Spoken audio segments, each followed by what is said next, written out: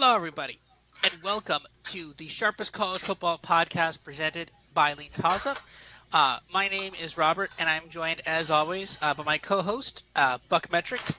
How are you doing tonight? I'm disappointed in you. You've always been a gentleman since the first time I met you, and you have not thanked me for trying to talk you out of betting on Coastal Carolina. So this would be an appropriate time to go ahead and give me thanks.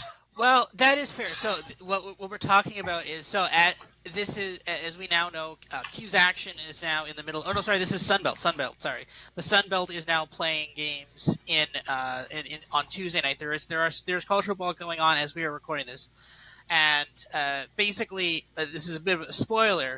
My model had Coastal and App State as like a pick, and I asked Buck, I'm like, hey, what does your model have? And you're like, yeah, I also have it's like a 1 point favorite, and I'm like, well, it's like 5-6, and I'm like, I think I'm gonna bet on Tim Beck, and he's like, no, don't do it. And currently they're 17-10, so I'm in good shape so far. So let's see how maybe by part 2 I'll regret that decision, but we'll see. But anyways, so yeah, it's good to have football. It's good to have football on a Tuesday night. I will say that it's nice to have football basically every day now. So that's a positive. It is. It is. I'll see how focused I can stay. I'm not live YouTubing this on my third screen yet, although once I get through my notes and I don't need the third screen, I might just sneak that on there and just audibly gasp at big plays. So Yeah. we'll see. All right. You ready to get to it in terms of who won the week? Yeah, let's get into it. So this one, yeah, Yeah. Yeah, mine's a little mainstream, which is just disappointing for me. But I gotta say, as much crap and as Georgia has taken, I think they did have a blank resume. Check in my notes; you did have them at 7-5 or 8-4 as of the last something like that. podcast. Yeah, Yeah, good showing by them. You know, there's definitely an argument to be made that Kentucky is too similar to Georgia, but just a lesser version. So this is a great matchup for them at home. But Kentucky's a legitimate team. I mean, Kentucky was undefeated. Kentucky was very strong against Florida, and they just didn't belong on the same field. More on just kind of what we're seeing out of this game coming up later in part 2 as well. But tip of the hat to Kirby and proving those of us who had him at 8-4 once again wrong. yeah. I mean, yeah, that was me. So it's well, again, to be fair, I didn't have them at 8-4, but no, I mean, I said, hey, like they could lose some games here, they could be in a bit of trouble here, and I mean that criticism was very fair. I mean, they were only like 2-score favorites. They had opened up even higher. Like it started at like 20 something, then 17, then 14. So it wasn't like the books were like, no, guys, you're all wrong. Like Georgia was not a 30-point favorite here. Um, but no, they really did impress us here. Tim Beck, or not Tim Beck, Carson Beck. Sorry, Carson Beck. He, uh, he really did overperform in this game, and I think that is an important piece to this. I think he finally had a really good game, and he was able to just completely dominate Kentucky in the air, and that's an important piece to this. Now, one thing I will say is that I looked back onto this, and it does seem as though Kentucky has had some problems defending against the pass. A notable team that Georgia will play in 2 weeks, Florida, has actually been very good, limited Kentucky 2 weeks ago to only 68 passing yards. That team is, of course, the Florida Gators. So again, this is not. But again, the thing is, when you dig a little deeper into this, this was basically all air attack, and that's fine. I'm not. This isn't me saying like, oh, come on, Georgia, you really want to beat them on the ground. Like, no. A win's a win, 100%. Georgia completely deserves this win. That's fine. But it's possible Kentucky may have been a little bit overrated in our eyes. There are kind of a lot of teams that have kind of fallen through the cracks and not really played anybody particularly difficult. I think Florida's good, but not great. I think Georgia may have gotten a little lucky in this game, but again, they are one of the top teams in the country. The question is, though, we're not saying Georgia's a bad team here. We're saying like, okay, what is their level here? They did win this week. Congratulations, good for them. But are they the top team? Are they a top 2, 4, 10?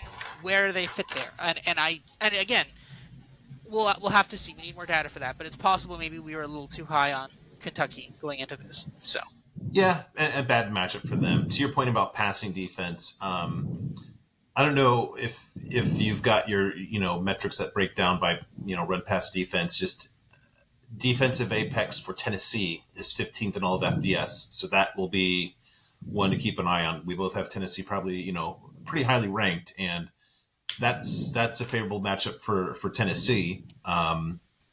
In that they can actually have they've had very good success stopping the pass. So okay, we'll get to yours here. Yes, so this one is mine. So, I mean, of course, it's weird to have like another kind of undefeated team, a team that goes 5-0 as the team that won the week. But like, and again, this is a team with North Carolina here that I mean they were only 9.5 point favorites, 8.5 a couple days ago earlier in the week. They were 8.5 points, not like less than a 10 point favorite in this game, and they won by 33.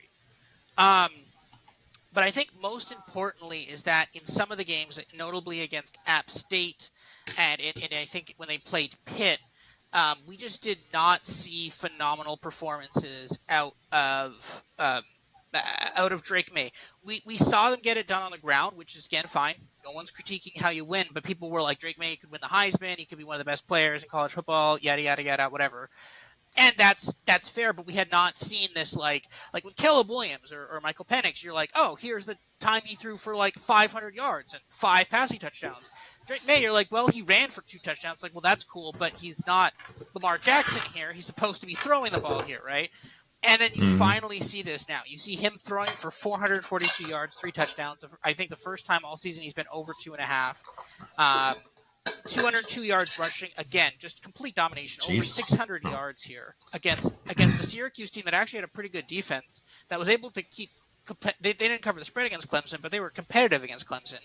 And then look, that defense, God, that North Carolina defense, just terrifying here. Limiting Syracuse to 129 passing yards and 92 rushing yards in a full game. Just wow. And again, at a certain point when it was 27-0 into the third, or maybe it was, I don't know the exact score. I wasn't watching this game, but it was either 27-0 or something around that line. I feel like they would have started pulling some of the defensive starters. So, yeah, this is a pretty solid win. And again, they are playing Miami this week. We're going to talk about Miami. I'm not spoiling that because that is really great. Oh, you're opening up PowerPoint there. Okay. Sorry. Um, Yep. that's Sorry. okay. No, but Just trying to it's cheat good. here. Yeah, okay. But no, it is kind of terrifying to see how good this team is, and it just keeps getting better and better. And we're going to talk a little bit about some other stuff later. But yeah, solid win for this team. Watch out for this team. This team is not bad. Watch out for them. Yeah, no, they're going to pop up a lot in part two, and I was opening up PowerPoint to skip ahead here. I did not put this later in the noted for future reference, but I will mention it now because it makes me look smart, and that always has priority on this show. You might recall in the ACC preview, I said look for North Carolina's defense to improve a lot with Phil Longo leaving, and I can't take all credit for that because the real impetus for that notion was last year. A good pod I listened to said, "Man, it's impossible. You can't when Longo is your offensive coordinator, you can't practice. You can't practice well on defense." And we see that with USC too. And Bruce Feldman actually had a good point about this too. He said he talked to like Alex Grinch and Chiswick and Bateman, who was there before at North Carolina, and they said we can't practice because the other team's so fast. We don't know what's going on. We can't get a good defensive rhythm and cadence on defense. And you're seeing that. I mean, last 2 weeks especially, they've been just really strong. And like I said, they'll pop up in part two when we get to my metrics. Mhm. Yeah, All right. Oops. Sorry. There we go. who's next? Yeah. Who lost the Yes. week? You know, look, I think Texas is a good team. I think they have legitimate top five talent pretty much everywhere. I think they actually have a roster that could win the national championship when you're talking about the guys that wear numbers. Um, I pulled up this quote that Sark had after the Alabama game, and I'm not gonna basically saying, hey, when you and it is a correct point. When people know that you're gonna run the ball, you can still run the ball. You basically, that is championship football. I thought it was a little presumptuous to say so, a little early for a victory lap, and so I've got the I've got the play by play, and this basically Texas Sark just he left the building at this point, and just USC Sark came back, first and goal at the 1. My gosh, no gain, a run for no gain, a run for no gain, a run for a 1 yard loss, and then what does he do on 4th and 2? He does that horrible wide receiver screen to Xavier Worthy, like the smallest guy. Um, just a you know that's really entirely antithetical to the quote right there. Literally at 4th and 1, and you're gonna run a wide receiver screen after you've just gotten -1 yard on 3 rushes. Um, I'm probably not objective about this because I experienced a lot of this in the 2014 and early 2015 seasons, but yeah, that was no bueno. And I gotta say, all props to Dylan Gabriel for a great last drive. But you know, again, Texas just giving up so much yardage so easily, to including a long one to Drake Stoops. Are you kidding me? Um, I mean, would Drake Stoops even play for Texas outside of fourth quarter of blowouts? You know, there's just a mini implosion here that's really getting glossed over. And again, I'm all for giving Oklahoma credit. Big win for them. Clearly the biggest win under Venables. But Texas is getting a little bit of a free ride here for some really, really, I'll just say bad Sark stuff here. Um, I don't know. Going to the SEC next season, that's not how I'd want this game to go. Although, in fairness, they have a very good chance at facing them again in December. I I will say that as someone who loves the Red River rivalry, it's definitely one of my favorite rivalry games, and I make sure I watch it pretty much every year. There has been a lot of times when in the fourth quarter of the Red River rivalry game, people are saying, "I think they're going to play again at the end of the year." In the last couple of years, since they've gotten rid of divisions, and it's happened one time. It's happened one time. Mm-hmm. So, just the thing is, Texas is known for playing really well, either winning or getting close or being very competitive in the Red River game, and then imploding somewhere down the line, and then they lose a game, and then they drop another game, and then they're not playing in the conference championship game. So I completely agree with you. Like, watching the game, I thought that too. I'm like, oh man, like this could be the Red River rivalry game. This could be the championship, the Big 12 championship game. And then I remembered, wait a minute, I've said this like 3 times in the last 10 years, and it's only happened one time. So there are times for this. Another thing I will point out too is that although some of the advanced stats do seem to lean that this game was very, very close and Texas had a chance to win it, there was some weird stuff that happened. In the early part of this game looked like it was going to be over at halftime. This game literally looked like it was going to be like Oklahoma, like up like 30-10 at half. That's what this looked like in the first quarter. And then, because the problem was, like, literally Texas could not move the ball outside of fourth down, which is Mm-hmm. concerning. Um, Yeah. they basically had a lot of their plays, especially a lot of their big plays, came on stuff on fourth down, which is not good. I mean, okay, it's fine. I'm not knocking you for doing that and keeping the aggression. That's fine. But, like, those are not the most reliable things. Like, you don't want to have to rely on fourth down to get three. Like, you don't want to be 4th and 3 and you have to get 3 yards, or 4th and 2, or like. Yeah. So that is a little concerning for me as well. I think this Oklahoma team is very good. I kind of think at this exact moment this Texas team is good, but again, we have said that many, many times in the past. A lot of people were super hype on Texas in this game. I remember Pat McAfee was saying something along the lines of like, "Oh man, this Texas team is." I was watching a little bit before the game, and he's like, "Oh, this Texas team is just so good and so talented." And then I was just immediately went onto my phone and put a bigger bet on Oklahoma, um, and sure enough, that was correct. But no, this is the thing. It's I don't know exactly what to make this Texas team. I think this Oklahoma team is legit, though. I think if Oklahoma goes undefeated, wins the Big 12, they are going to be in the college football playoff. I grabbed before this game. Not only did I bet heavily on Oklahoma, I basically unloaded on Oklahoma national champions, Oklahoma Big 12 champions, Dylan Gabriel, Heisman. All those are now looking a lot better than they did when I placed them, which of course they would be, to be fair. Yeah. But yeah, I don't know where the path for Texas goes. Again, we'll talk about this later in the Buck the Bookie segment. As you know, with you, I have Texas under 9.5. Or with DraftKings, I can't remember which one it is, but I do have some sizable Texas unders. They're not dead yet. Texas has a knack. They have some teams that I wouldn't particularly love to see them have to play. If I was a Texas fan, you've got Texas Tech who does weird things sometimes. You've got BYU at some point as well.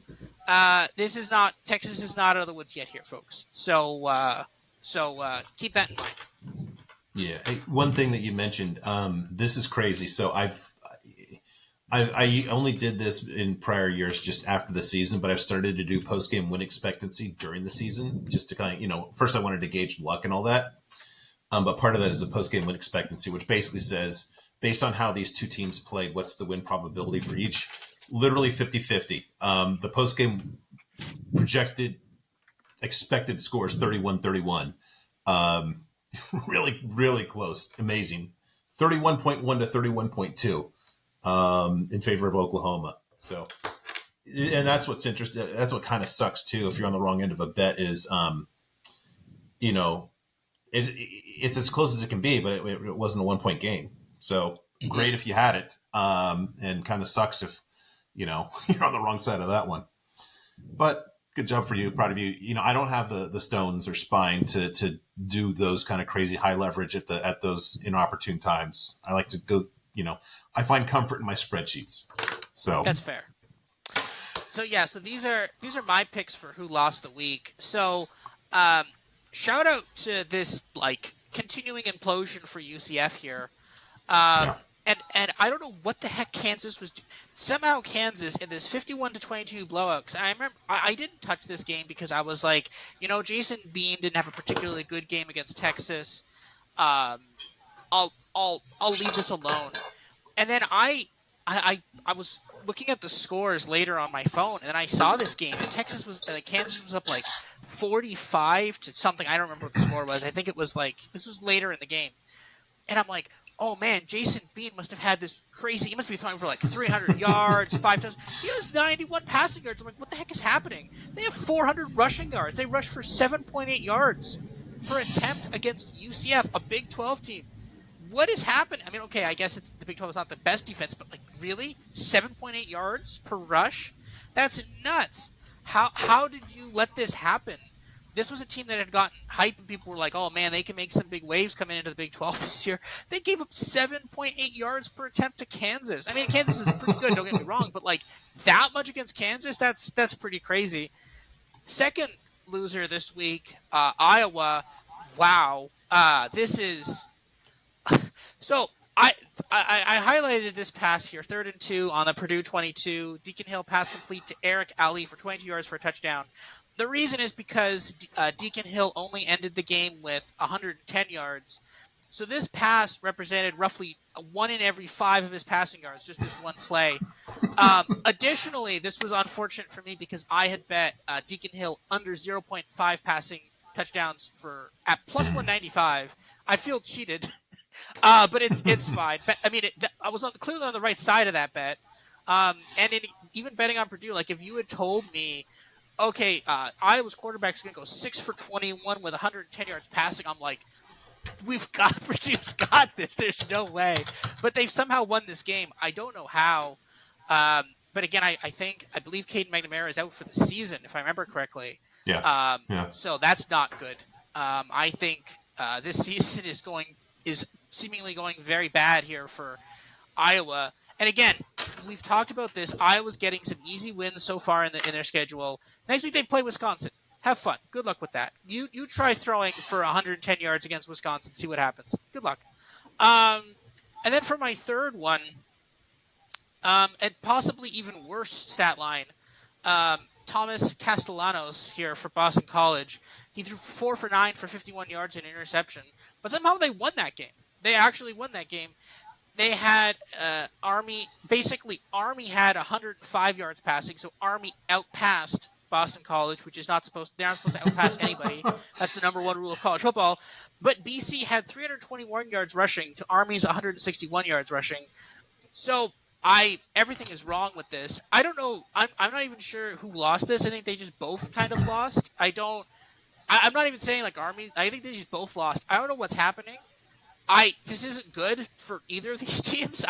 Like I don't understand how you need to run for 321 yards against Army. Like the whole point of Army and Navy and Air Force is the fact that they can only recruit certain athletes. They generally recruit athletes who are smaller but stronger and maybe not the most fast ones. So they're not supposed to have cornerbacks. You threw for 51 yards against a team that doesn't really have cornerbacks? What? Like I don't understand. But they won. So I mean, Boston College. I still don't think they're going to save their head coach's job, but I don't know. This is just such a weird result that someone lost here. I think it's probably both, but I'll go with just Boston College as well. But yeah, that was just a very weird. When you look through the crosstabs there, you're just like, wow, that's a very very weird result there. Yeah, it is. Although, yeah, Castellanos, I can say it doesn't surprise me. He's not an accurate guy, but he is a crazy good athlete. He almost turned around that Northern Illinois game when he came in for rest in peace Emmett Moorhead. I don't know if you remember him that we talked about coming into the season, the much heralded and played for 2 series Emmett Moorhead. So yeah, Castellanos actually is probably about the only thing that might save Half-Life's job. Little pushback on the Iowa thing, Deacon Hill. I just did the numbers. Well, while you were talking about him, 21 apex in that game. I think that speaks to the amazing consistency that Brian Ferentz has drilled into this offense. And be negative if you want, but hey, it's a known quantity. Yeah, you know what you're getting with Iowa. That's consistency. You are getting an 80 points below average apex every time a quarterback takes the field.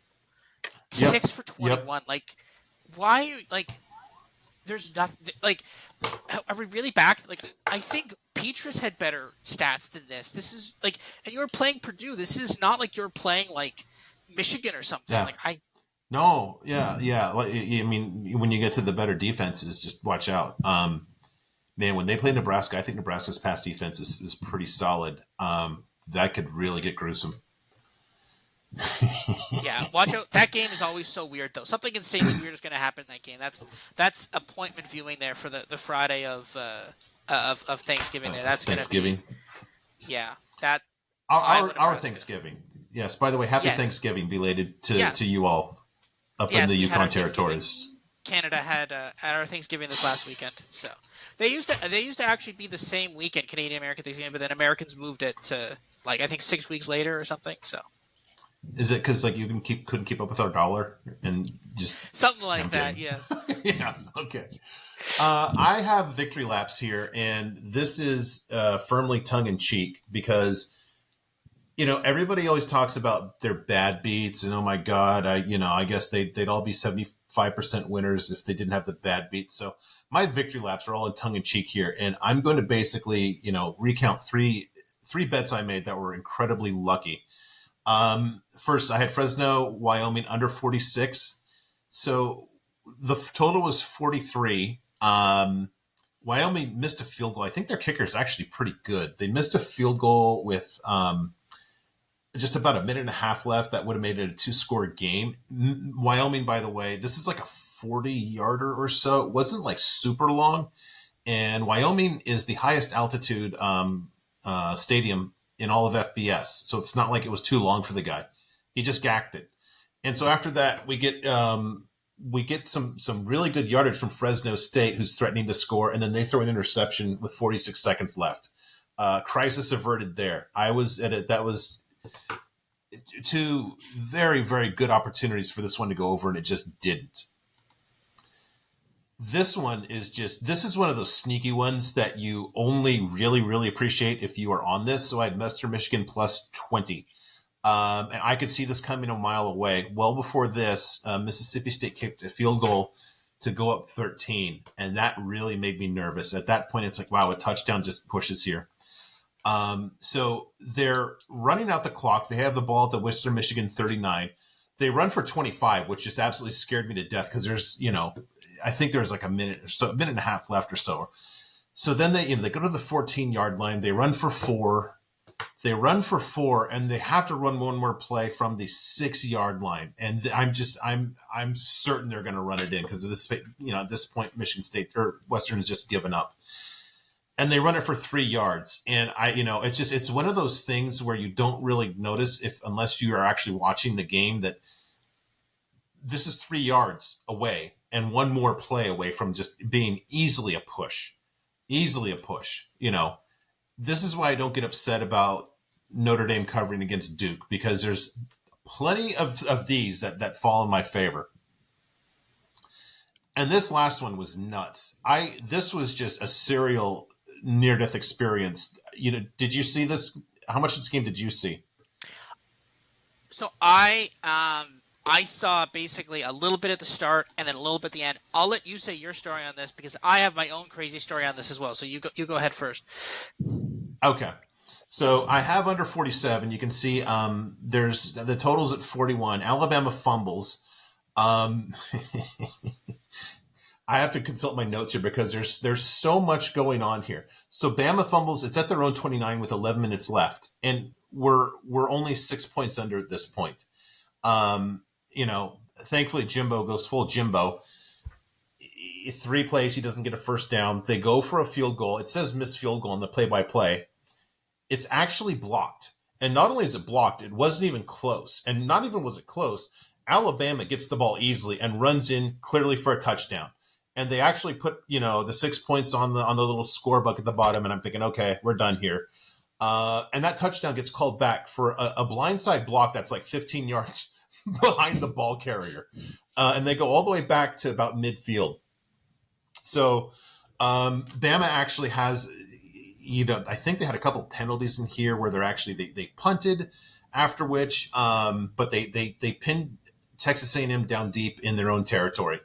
Texas A&M is called for a safety, and if you saw it, it looked like it was a fumble that was actually recovered by the defense, and that's actually how Brad Nessler called it. He called it a touchdown for Alabama, and then he got confused because I don't know if it's poor sight lines or he was really confused the whole fourth quarter of this game. So it was actually a incomplete forward pass, but there was a hold on the play in the end zone, so it was called for a safety. So then they do the free kick. Alabama punts. Oops. A&M runs this crazy play where Alabama's like there's a friendly fire where one of the DBs takes out another DB, a little wide receiver screen. A&M runs in for a touchdown. Again, they put the touchdown again on the scorebug, so I've lost again. And only on the third replay can you see that the receiver actually, right before he kind of leaves to dive for the pylon, his toe just scrapes, just barely touches the white. So it's spotted at the 2. And again, this is only in the third replay.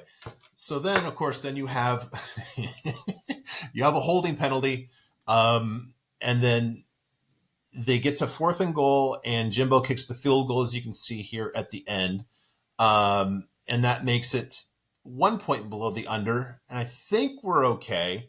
Alabama just needs one first down to run out the clock, and boy, isn't that familiar when we get to other games later. So they get a first down. And at this point, A&M has just given up because they know, okay, they're going to run out the clock. Did you see this? This moment right here, just the craziest I have, and you will understand why I was livid when I saw this. When I tell my side of the story, but yeah, you go ahead and tell this. Yeah, so A&M's just like kind of milling around, waiting for the clock to expire, and Jalen Miller will just take 3 knees and the game is over. Well, he sees that they're milling around, and so he calls for the ball. He throws to a completely uncovered receiver, and again, my life is flashing before my eyes on this bet. But being Jalen Miller, and the ball is, since the guy's not 40 yards downfield, he's right in front of him. He skips it like about halfway to him. Yeah. And then Nick Saban goes nuts, and then they take knees, and the game is over. And this is where Danielson and Nessler were completely confused. They didn't know what was going on. So I was extremely lucky here on this one, and it sounds like you might have been extremely unlucky on this one. No, I got lucky. So what happened was I did like actually I like Texas A&M outright in this game. But the thing was, originally the line was 3.5. I didn't bet it. I thought I'd get a little bit better on it, so I didn't bet it. But then it came down to Alabama, like Texas A&M plus 2.5, and I'm like, I don't want to Mm. bet plus 2.5. So then I had a new idea. I said, okay, I don't want to bet Texas A&M plus 2.5 because if Bama gets a last-second field goal, because usually this game has ended weird in the last couple of years. So I'm like, I don't want to lose to a Yeah. last-second field goal. So I said, you know what I'm gonna do? I'm gonna create some teaser legs because it's plus 2.5, so we get it up to 8.5. That Mm. sounds perfect, right? So I teased this with Oh Purdue boy. at plus 2.5, and then Purdue was getting crushed. I'm like, oh no! But then they come back, and then they lose 20-14 or some weird thing. I don't know. Whatever, doesn't matter. It's within 8. So I'm like, cool, that's fine. And then I also teased them with I can't remember who else. It was either Texas State or Texas A&M or one of the other ones. Another one that was like a pretty easy cash. So it was like great. So it all came down to this game. And then also when a bit before the Bama fumble there with the Texas A&M missed field goal, I bet this live. I got like Texas A&M. Wait for the spread. Live spread I got plus 6.5 at plus Oh my 128. God. And then so what happens is the fumble happens. I'm like, oh, this is great. They could go up, tie the game. We're gonna be in great shape here. Well, then that gets wrecked. Then there's the punt, and then the safety, and I'm like, oh my god, no, I'm dead. I've lost it all. And then again with the safety, they're up by 9, and I'm like, that destroys everything. Now I'm in huge trouble here. And then and then basically then this happens. The Texas A&M is deep. I'm like, they got a touchdown. I was cheering on the touchdown. I'm like, yeah, that's good. We're gonna cash everything. Then they get the field goal. I'm like, okay, that's fine. That's okay. Like the 6.5. Like oh man, the 6.5 was like 6.5 was at plus money too. I got like a plus 128 or something. My book did something weird. So I'm like that's fine. We're gonna cash the plus 6.5. The 2 teasers. This is gonna be great. And then all of a sudden, I see Jalen Miller skip a ball, and I'm like, "Oh my god, what are you doing? What is happening? Take a knee, take a knee." I was watching this with my dad, and I'm like, "Oh, they should just end the game here." It's like I don't see why. I'm like, I have plus 6.5. Tell them to end the game. And then like I'm just like I really wish they end the game. And then I don't know why I didn't know why. 'Cause I think I was watching without the sound off. But I was like, why would he? Like, first of all, why would he try to throw? And like, were they trying to skip the pass? I thought they were trying to stop the clock, and they were just going to try to weirdly run up the score. I'm like, why would you do that? But then they did the weird knee thing, and then like the fourth down, walk around and throw deep to the. It was weird, and I figured out what they were planning on doing, and I was like, okay, I guess this is okay, and I won anyways. But I was just like, wow, that was some swings there. So Yeah, yeah, it yeah. was It's crazy. literally drama that only like if you're on basically had almost anything because it was kind of close on both sides. I mean, just the Mhm. regular spread, but alt spreads or teases. Yeah, um, yeah. Very underrated, crazy ending. So you had a victory lap too here. Yeah, shout out to me for being present here in the last podcast. I said Clemson won, but 21 is too many points. It was 21 was never in question. There was no chance of them ever winning this game by 20 or even close to 21.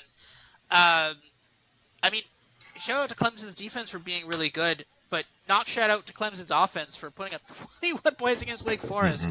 Mm-hmm. Will Shipley had like 90 some odd rushing yards. Good for him. That was it. There was not much else to speak of from the Clemson side. Um, it's so weird, right? Because we've talked about like, oh, well, Florida, and we'll talk about Florida State here in a second. But it's like we've said like, is this Clemson team good? They lost to Duke. Then they lost to Florida State. Well, then they've been coming back. They've won. They've won some of their games since then. They still have to play Notre Dame. They have to play. I'm not sure. They have to play one of North Carolina or Miami. I can't remember which one, but um, they've got some tough games ahead. I still don't know what to make of this team. And then when they do this against Wake Forest, I really don't know what to make of this team. So yeah, Yeah, yeah. I've got an interesting stat on them coming up later. This is a home game too, and they yeah. do play North Carolina. I heard an interesting factoid today that I haven't fact checked. So if it's wrong, don't blame me, but I'll pass it along and take it as my own. You have Louisville, Florida State, North Carolina tied for, and Duke, although they're only 1-0. But those three are tied for first place in the ACC, all undefeated with more than one win. And None of them play each other. So we could have some crazy three-way tie of undefeated teams. That could be interesting. You could have basically your ACC champion determined by Florida State playing Florida. Something to think about. Yeah. All right. Oh, there you go. Here's your Florida State. Yeah. Yeah, this is now we're gonna talk about Florida State. So I also said on the podcast last week, don't bet this game. Watch and see what happens to see if Florida State returns to form, because we've been really high on them, but then the model's really low on them, and that was not particularly great against Clemson, a team we're not sure what to make of. So, and the spread was 23.5. Again, didn't touch it. Again, after the first quarter, I was dumb to not bet this. I'm like 22-0 at the end of the first. We should have bet the spread. But then Virginia Tech, I mean, to be fair, if you're up 22-0 in the first quarter, maybe you sleepwalk a bit. You say, yeah, whatever. We can let them back in a little bit. It's fine. And again, they won this game pretty calmly. That's fine. But a little bit of a red flag here. Trey Benson, he had 2 touchdowns, 11 attempts for 200 yards. That's great. Good job. That's really good. You're averaging like what, something almost 20 yards, a bit under 20 yards an attempt. That's awesome. However, you see these 2 plays here. First and 10, Florida State 38. Trey Benson runs for 62 yards for a touchdown, and then first and 10 at the FSU 15. Trey Benson runs 85 yards for a touchdown. Those 2 combined are 147 yards. So that's 147 yards out of big, massive plays. That's 73.5% of his yardage was from those 2 plays. That's a little concerning. That's basically saying, okay, he had an amazing game, but it was from basically just those 2 plays, which again accounted for 14 points, which was basically 2/3 of their margin of victory as well. FSU only had 282 rushing yards, so basically, if you will round that to 150 yards, that's basically 50 and 80. So they had basically 130 yards, with the exception of those 2 massive runs. Now again, obviously, a massive rush like that, a massive 65, 62, or 85-yard rush, still counts the same as a 20-play, rounded out, 20-play, 8-minute drive. That's the same thing. But that's a little concerning because, again, it's a lot luckier to get a massive run than it is if you consistently have a long drive where you get a bunch of first downs. It shows skill and the fact that you're a better team. With a big chunk game like that, it shows you got a little bit lucky potentially, right? So, and the other huge stat to highlight here is that they allowed 209, Florida State, of course, allowed 209 rushing yards. They allowed 6.0 yards per attempt. So that means, and again, this is what we saw against Clemson too, because Will Shipley and some of the Clemson other running backs had a really big day that game. This is showing that, hey, guess what? Florida is a little weak here, especially to a running attack. North Carolina, pretty good at running the football. I don't know what to say about Miami here. They're also kind of good at it too, but I don't know what's about to happen to that team. So this is the problem where looking at this, I have some Florida State futures. I'm not like I didn't remortgage. I don't have a house, so I can't mortgage it anyways. But I did not mortgage that theoretical house on Florida State winning the national championship game.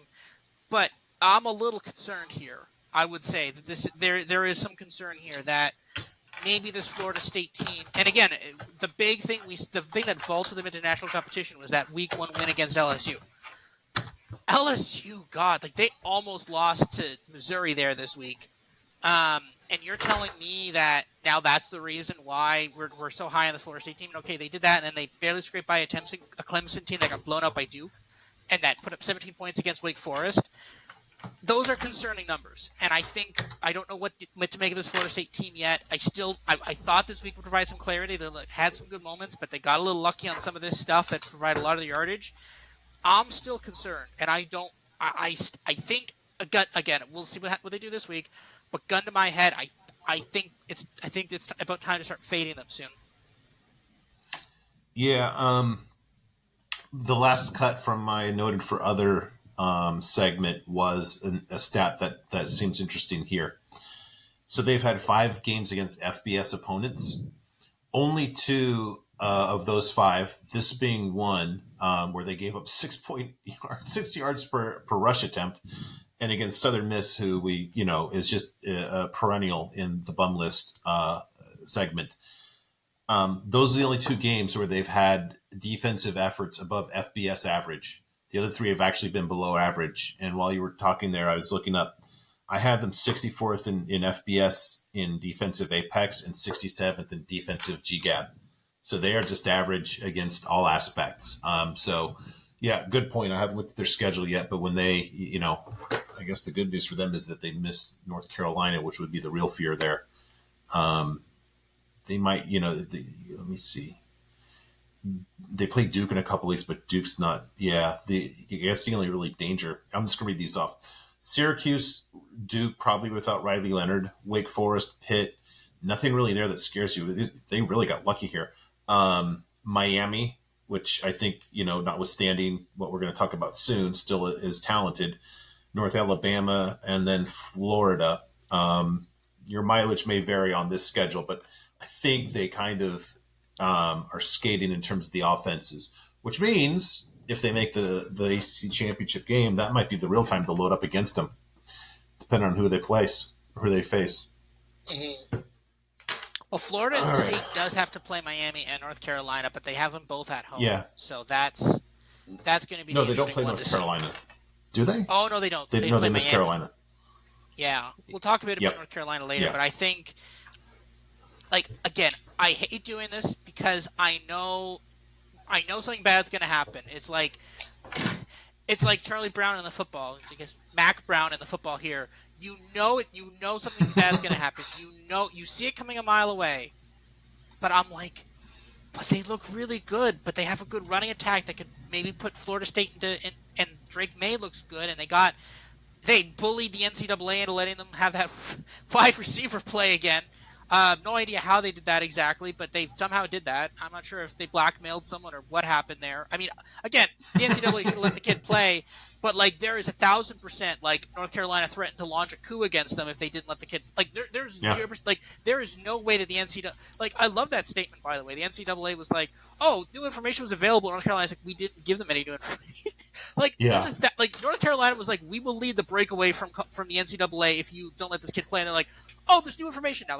100%, no doubt in my mind that's what happened. Yeah, we found the file. All right, what we missed. Mine is pretty simple. I was super, super, super high on Brennan Armstrong and Robert Anae coming into the season, and he's no longer starting. He was benched. A guy named MJ Morris, who played part time for them last season, actually started last week against Marshall. So complete whiff on my part. Seems like all these misses I have are basically quarterback related, for whatever that's worth. Oh boy. Okay. Here we go. Yeah. I don't know them personally. I know one of them pretty well from Twitter, but people that watch us are sophisticated. I'm not going to recount the stupidity of this moment. I just have some observations and comments that I haven't heard so far. First, a couple of things I've heard on kind of dopey college podcasts. One guy was saying, "I can't believe they don't practice this." Well, guess what? This is practiced all the time. Every team practices end of game. It's not that they don't practice, they gagged. This was a gem. With such a big staff, how can they not have an assistant in charge of this? This is basic football, guys. This is not even I think I would rather have I think there's a bigger need. I'll phrase it this way. There's a bigger need for an assistant to tell Scott Frost, don't do an onside kick against Northwestern after you scored a touchdown to take a 13-point lead. This is literally just football. Okay. The third thing is the beauty that I haven't seen anybody comment upon, if you're watching. Look at this. Just perfect clock management, he said ironically. They ran it down to 1 second left, like you always do in late game situations. Use all the clock. It's amazing how they so perfectly executed that, but they made this unbelievably stupid he made this unbelievably stupid decision. Another thing that's completely overlooked is, how did this receiver get behind two defensive backs in this situation? How does that happen there? And it's not even close. It's unbelievable. Well, this is the thing is here is There's seconds left in the game. What are you afraid? Like they're gonna get a Yeah, field goal. Like they can't even they can stop the clock for a couple of seconds. If it's a huge chunk yardage play, they're probably not gonna have enough time to actually stop the clock. They're probably gonna have like yeah, put two guys in the end zone, start the play there. Like what are you doing? exactly. Like I mean, credit to this guy right here for having depth on the receiver. Unfortunately, he's on the other side of the field. But my gosh, how this goes uncommented upon is just beyond me. It just shows just how just monumentally stupid the mistake was. And I don't have a screen grab of this. I should have, but you know, um, the bottle thrown at this receiver right as he crosses the goal line is such a Miami thing. It's such a just a trendy bad sport. Fair weather Miami guy just absolutely doing it. I don't know if you've seen that video. I've seen it like 50 times. And right as he's crossing the goal line, he narrowly misses a bottle thrown from the stands. I saw that, yeah. Yeah. Lastly, do I bear any responsibility for this? Because a part of me thinks that Mario might have like just. I doubt he watches us, but he might have spiritually felt that Narduzzi had 2 Narduzzi awards in 3 weeks, and it just is getting to him. And he actually, and then in the other week, he saw that I said, "Hey, I overlooked Mario, just like not screwing up anymore." And I think maybe just spiritually got to him, and he said, "Hey, watch this. I'll make up for lost time here." Yeah, and hold my beer. No, I like we both were like, and we not only did we both say maybe we were wrong about Miami, we all it was a combined model play. We both said Yeah, both our models said, hey, guess what? Miami should destroy this horrible Georgia Tech team that got blown out by. Not only did they get blown out by Ole Miss, but they got blown out by I think someone else too. They didn't. Oh, they lost to Bowling Green.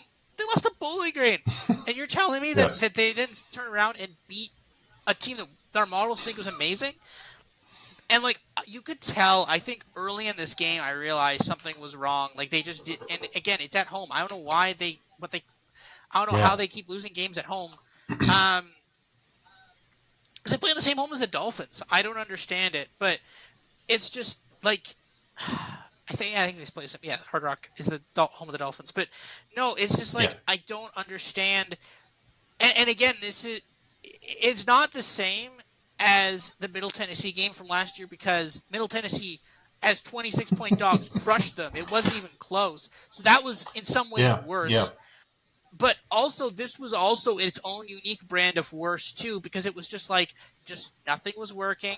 But like, look, this team's like okay. Last year they got crushed by a team they were supposed to be 26.5 point favorites against. Now they're only merely just barely beating them. So it's improvement. I mean, this is the thing, and you talk about this all year round. When you have a team that's like a top whatever team, Miami in this case was 17th, but there's always examples of like a top whatever team having a bad game. It's like, you know what, just not their day. They got caught. They looking ahead to another game or something happens, and then but they were pulling it out. They were doing it, and then they just didn't take a knee for some unknown reason. And this isn't the first time Mario Cristobal has been burned by not taking a knee because he did the same thing years ago when Oregon was upsetting Stanford. He didn't take a knee. mm-hmm. And the thing is, I remember at that time too. I was an Oregon fan. I remember that game, and I said like, oh, I remember looking at that, and I was like, I think they could have taken a knee, but like that one was a little bit different, where it was like, It had you gotten wouldn't the have first down, it completely would have run out of the helped. clock. No, it Yeah, would have been nice. It would have been nice to have had that first down. So that one wasn't as bad, but this one was inexcusable. Like literally at that time there, if he just takes a knee, the game is over. That's it. It's done. There is nothing left. The game ends. But instead, he ran it forward. And the thing is, the best part is too, and this is kind of karma in some cases, because basically the guy looked like he was down, straight up looked like he was down, and yeah, they were yeah. just like, yeah, no, he wasn't actually down, and it's like he was like straight up down though, he was down, but the ref was like, nope, he's not, and it's like, I mean, he was down, but fine, whatever. This is payback for being really stupid, so yeah. Yeah. You mentioned one thing that I think is I'm actually glad this happened because I get really frustrated when I bet on a big favorite and they just crap the bed and they win by like a field goal. It makes me mad. It's just like you deserve to lose. If you're going to burn my money that way, lose. I like when this happens. It's like great. You guys felt the sting as much as I did. Um, The other thing is Georgia Tech now has a 2-game winning streak against Miami. Who saw that when they fired Jeff Collins? I didn't. Wonder what kind of odds you could have got to play that as a future. Yeah, Yeah, so I'm this sensing is a theme here. yeah, this is just wow. Now again, I didn't bet on this, but and I kind of wanted to because this was someone pointed this out on Twitter. I can't remember who it was, but someone said like, oh, like Northwestern is beating I don't even some D2 school like Howard or something. They were beating them 23 to 20, which is insane, by the way. But like, okay, I'm not gonna hit Northwestern here because again, they do have an interim coach, so fine, whatever. We'll deal with them next year, but that's fine. We'll leave them for now. But then someone says, like, "Oh, by the transitive property, Michigan should win by like 40 points or something," and I'm like, "Yeah, okay." I'm like, I should probably bet that. I forgot to bet that because Michigan was only an 18-point favorite. And they absolutely destroyed this team. This wasn't even close. Again, look at the stat line here. Ethan I don't. Kalimanakis. Yeah, I don't. Okay, what's the problem? 3.5 yards per rush is not that bad. Okay. No, that's 3.5 yards a pass. Yeah. Yeah, I That know. Okay, yeah, got me. QBR of 5.3. First of all, team did something. I'm not sure what team means. I think just random guy threw a pass. They didn't even bother to record who that was. It doesn't matter, I guess. 5 for 15. That's almost as bad as actually worse than Iowa's quarterback, which is the whole point of this is that you're supposed to be better than Iowa, not worse than Iowa at quarterback. And again, even then, 39 for 39 rushes, 117 yards. You can't even run the ball. And again, okay, yes, it's Michigan. It's one of the better teams in the country. But you're supposed to be competitive here. That's the whole point of being in the Big Ten. You're supposed to be competitive here. You can't even achieve competitiveness with Michigan. You don't even come close to covering the spread. Like, it's They scored just... the first quarter. You've got some high standards here, buddy. Yeah, I know. Just I see 3 points there in the first quarter. I mean, they were covering the full game spread at halftime. They were only down 24-10 at halftime. Like, okay, Yep. as long as we don't lose net 4 points for the rest of the game, we're in good shape. Yeah, No, I I mean, don't know. You sound like one of those just fire everybody bitter fans. again, Minnesota. Like, there is serious discussion here about like what Minnesota should do. I think there is a non-zero chance that Fleck could. I mean, not this year, but like next year he could be on the hot seat, right? And this is the thing, right? Because they're not doing divisions next year for the Big Ten, right? It's just everybody. Correct. But like now, Yeah. you now have to play 4 teams who are you basically now to the Big Ten have added 4 teams that are all better than you, decidedly by many magnitudes of scores. So good luck with that. You now have to fix whatever the heck this problem is. I don't know what the problem is. I think the problem starts with the quarterback, but then also seems to be the offensive line and the running game and also the defense. So I don't even know where to start. So good luck with that. And yeah, also somehow beat USC. Good luck. So yeah, I'm a little concerned. Yeah, not only did they add 4 new teams that are all better than them, but they're just pushed more of their games to Peacock. So congratulations. At least nobody's going to see you crap the bed like this. It's kind of the old joke about, boy, the food is so bad here.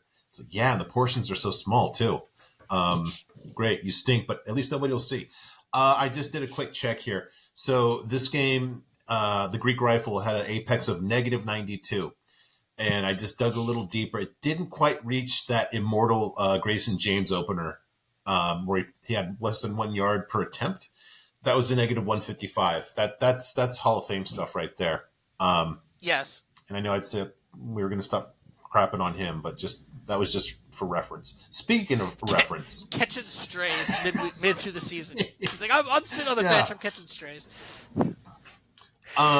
yeah, timely. Even though for some reason I talked you out of this unsuccessfully. Last week I said this is not your father's App State team. You know, they barely beat ULM. Confirmed by how South Alabama beat ULM like an actual grown-up good Sun Belt team. That's how it's done if you're a regular good Sun Belt team. Arkansas continues to just be worse and worse against the run. It's just I don't know. That guy just messed with the wrong guy. I think he jinxed his own team when he talked about wishing my mom had miscarried. I hope he enjoyed his 1.2 yards per rush against Mississippi. Congratulations on that guy. We talked about Georgia Tech. Their DC was demoted, which you let out of the whole sequencing of events. That was their new defensive coordinator's first game in that role against Miami, and he completely owned him. This is interesting. Last week I said Western Michigan. I said I have them as the third best MAC offense. They actually were really feisty against Mississippi State. They had 5 expected points. That's based on inputs, just how effective they are, not outputs, actual points. But it was legitimate. They actually outscored them by 7 in regulation. But they have 5 more expected points in Arizona against the common opponent in Mississippi State at Mississippi State.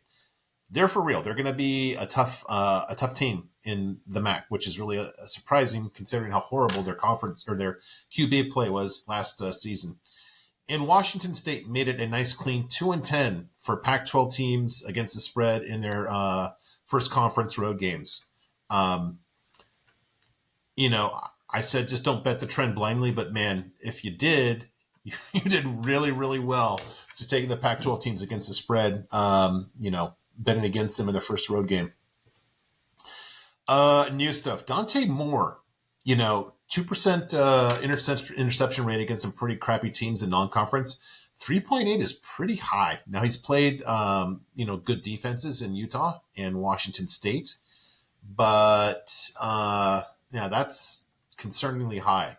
Now he's a true freshman, and we can forgive it, but that might be their limiting factor this year. There's surprisingly some decent defenses in the Pac-12 this season. You mentioned about just the embarrassment that UCF is, and that meltdown against Baylor is just aging worse and worse by the day with that horrible effort that they had against Kansas. You touched on this a little bit, so I just kind of put a little trend here. So the teams that Wake Forest has played, this is how their opponents have done in Apex for the game. Vandy 91, Old Dominion 117, Georgia Tech 107, and Clemson a 43. That is a concern. And that Clemson game was at Clemson too. And that is by far, allegedly the most talented team. And let's not forget, Dabo is a former wide receiver coach. I don't know. Now he's got, he's got a very talented roster, but man, I think they're having this season the thought that I was imagining they would have last season. I actually had them under, I think 10 or 10 and a half. I think it was under 10 and a half last season. So man, that's just striking though, just how much worse they were against Wake Forest. Wake Forest is not a good defense. Overlooked in Cal's loss to Oregon State is they ran for over 7 per rush against Oregon State. That's concerning. If I'm Oregon State, it's not like, and they had like 3 guys each go for over 7 per rush too. It wasn't just like one guy ripped off a long one and skewed the stats. It was 3 guys that each did work on that. And that's an interesting thing. Cal is Cam Rising is. I'm not sure if we touch on this later, but Cam Rising is back for Utah this week. Utah is 13.5-point favorites against Cal. Mm-hmm. Cal has been very weird because in the last they didn't cover the spread against Oregon State. Although the spread was like 10 and I think they lost by 12, so they came close to it. And they also came in a score of covering against a Washington team that blew them out. But Cal scored a lot of points in garbage time against some of these teams. Their offense is not actually horrible, and their defense is horrible, but Utah's offense is not amazing either. Now maybe with Rising it improves. I kind of think their offense was entirely Dalton Kincaid, and now that he's a Buffalo Bill, which that's actually pretty. I like that part of this story, but the fact is that I think they might be in a little bit of trouble here. So I'm kind of liking Cal this week. We'll see. Stay tuned to part 2. I'll just say that. This was interesting. Rutgers passed for more per pass attempt than Wisconsin did in the same game. That was interesting. I think that really speaks to the Rutgers defense. That's a nasty defense, man. They're good. I wish that USC had half of their defense.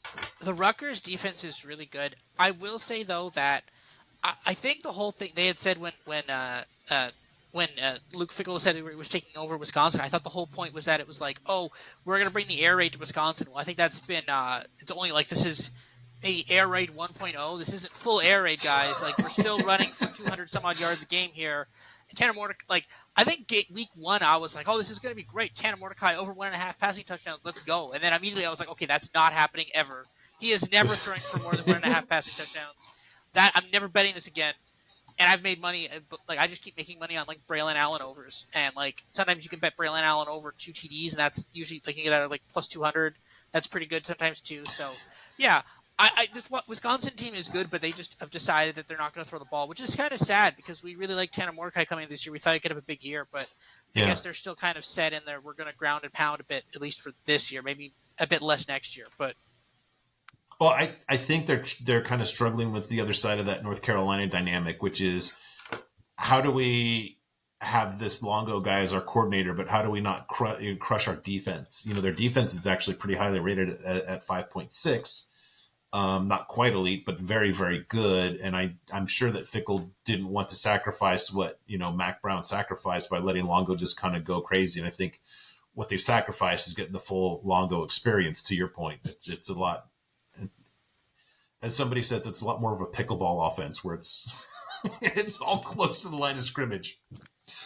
Um, New Mexico State beats FIU by 14. I'm very high on Jenkins, the quarterback for FIU. I think what happened, I also like New Mexico State. I want to point out that FIU opened the season on the road against Louisiana Tech. Boy, sorry. That was the famous Grayson James exit game. So this was the first road conference game for Jenkins as an FIU starting quarterback. So I think there was a little bit of that. They should have been more competitive than losing by 2 touchdowns to New Mexico State. This stuck out at me. Jacksonville State beat Middle by 15 points, and Jacksonville State had only a 26% post-game win expectancy. They got away with one there, and that might kind of be manifesting itself. I don't know if you have a latest score, but Middle was kind Yes, of giving it to that is on my second screen here, and Liberty has just kicked the point after to get a 31-13. So yes, that is wow. live Okay. confirmation of your point right there. Okay. Toledo at UMass. I was one of those. Me and the Sickles account were probably uniquely focused on this because I actually had a over, and I had Mass plus 20, which covered by I think 1 point. The Moon God is back. He had an apex of 125 for this game. He has an apex of 125 for the season against a group of 5 opponents. I'm not going to punish him too much for, playing hurt against Auburn. I'm going to give him a do-over on that. And look at how badly he outplayed DeQuan Finn, who everybody says is the best quarterback in the in the MAC, except for us two. He's not that good, guys. He's a great runner. He's not a good passer of the football, and he got completely outplayed by the Moongun Tyson Pomachan. Second to last point. I'm gonna let's see if you can crap on this like you did on my hey, guess who's sneaky good Virginia point 2 weeks ago.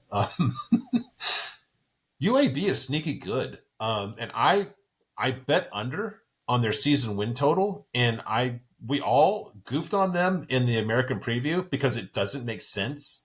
Their offensive coordinator has never been more than a wide receiver coach, like at the FCS level. The defensive coordinator was a defensive coordinator at high school.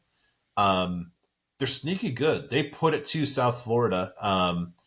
Both our models had South Florida. I overrode the model because I don't, how do I say this? My model doesn't account for the non-Byron Brown games. It just thinks that Byron Brown had bad games and good games. Or how do I say this? He had bad games and good games. They didn't account for the improvement he had after the first 2 rough games, if that makes sense. Mm-hmm. And maybe that's you too. So I just, I just overruled it and I said, yeah, I think South Florida is going to be better than my model says, but man, UAB they put it to South Florida. South Florida's got some problems on defense, but UAB is sneaky good. I'm not going to be shocked if they actually make the title game. That's a wide open conference. It's basically, I can't even call it Conference USA Plus anymore. I think Conference USA is better and more compelling, more fun to watch. And lastly, to wrap up part 1 today, The top-rated freshman quarterback in terms of Apex is this kid Zion Chris for Louisiana. I was pretty bearish coming into the season on Louisiana, and here's another one I just missed. And there's a lot of these quarterbacks coming out from nowhere that are just shoving it in my face. And here's another guy, 116 Apex as a true freshman is really really good. That's the side of the conference that has Troy and South Alabama, so he's going to have a couple of tough games coming up soon. But that's impressive for a program that really stunk last season and looked hopeless in the first season away from Billy Napier. So, reason to be optimistic in Lafayette. I don't know what else there's to do in Lafayette besides root for your football team and eat probably awesome food. Yeah. And that's it for part one. Anything else from you? No, I think that's good. Let's go to part two and let's talk about stats and rankings and our plays this week. Sounds good. See y'all then.